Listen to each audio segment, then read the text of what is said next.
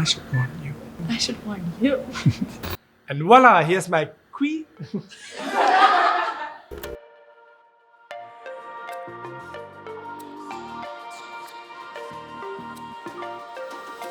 I'm really excited to debut Kay Beauty's first ever bridal masterclass. And with me here today is model and makeup enthusiast Shubiksha. And with me here today is makeup artist to the stars, Daniel Bauer. You've created so many of my favorite bridal looks on and off screen, so I'm so excited to get this started. But I should warn you, I'm definitely not a take me to meet your mother kind of girl. But for today's purpose, you're every bit the blushing bride with a K twist. Let's get to it then. For any bridal makeup look, you really need long-lasting makeup. I've worked with brides all over the world and they all want to look themselves. And when I think of the Kay Beauty bride, it's not the glitter everywhere and the red lip you can see from space. It's beautiful and natural. It's dewy skin, stunning eyes, and keeping everything else natural. For the perfect foundation, you need not just the foundation, you need the color corrector, the concealer, the blush, the contour, and the highlighter. I'm using the illuminating primer drops in the shade of Champagne Shimmy. There's a peachy undertone, gives you a nice glow, especially if you have a little bit of a duskier skin tone and we want the skin to glow on your special day.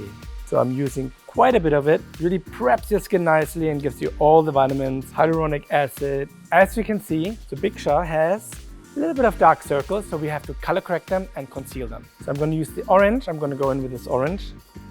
And I'm going to apply it exactly on the spot where the dark circle is. So we just want it there where we need it. I'm going to go in with the concealer and dab it onto the color corrector. Now Shubiksha's eyelid are a little bit darker, so I'm going to use a little darker concealer to conceal that, and that should balance it out really nicely. Now since we color corrected and concealed everything, we're going to go in with the foundation. So I'm going to use the Fluid Foundation. It's a hydrating foundation. Little tip, if you want to see if you got the right shade, you always test it on the jawline because you can blend it into the face and into the neck, and it goes both ways. You got the right skin tone. So after foundation, I always like to work in the blush. I always use a little bit of foundation to mix it into the blush because it just blends in even nicer and doesn't break the foundation. So now I'm going to go in with the contouring stick and I'm going to contour underneath the cheekbone and a little bit on the temples, and I'm going to blend it in. I'm going forward a little bit into the blush and I'm blending it upwards because I want to lift the face. So now that the foundation is done, the blush is worked in, the contouring is done, I'm going to set the foundation with a translucent powder. So I always start on the side because you have the most product on the powder puff, and then I work myself so it lasts forever. Now the foundation is set, everything's looking great. I'm really going to go and move on to the eyes and to the lips. So I'm going to start with the eyebrow. I'm going to fill them in with the eyebrow pencil, and I'm going to lift up the eyebrow a little bit, and I'm going to be drawing little strokes. A little tip for beginners, really start from 3/4 of your eyebrow at the eyebrow arch. The front shouldn't be too heavy because otherwise you start looking angry, you know? So first of all, with the eyes, I'm going to do a little bit of a smoky eye. I always start with the lighter shade and move to the darker shade. So I'm going to use a nice little brick tone. Smoky eyes are always nice if it's blended. You don't want to have too harsh shadows on the eyes. So now I'm going to go in with the metallic eyeshadow pencils. It's your wedding day and you really want the eyes to pop. The only thing you see is going to be your eyes and your lips. Just remember, always start at the darkest point of the eyelid and then work yourself forward and blend it in the direction where you want it to go. So now I'm going to be adding some gold into the inner corner of the eye. I always think it's nice if you pop the inner corners. I'm using the sequin just to make it pop a little bit. And just to create a little bit more of a pop, I'm going to use this kohl pencil and just making it a little bit more intense. So next I'm going to go in with a kajal. I'm going to blend it and smudge it along the lash line. One little tip, if you use the kajal inside the eye, if you waterline the eye, make sure you smudge it because otherwise you're making the eye smaller. Now we're going to curl the lashes. Curling the lashes is really important. She has beautiful eyelashes, but not that beautiful, so I added a few little extra finger lashes just to give that extra little bit of drama to the eyes. To complete the eye makeup, just going to use some mascara. Always start at the roots, pushing it up and brushing it up. And just to separate the lashes, I'm going to use the spoolie and brush it upwards.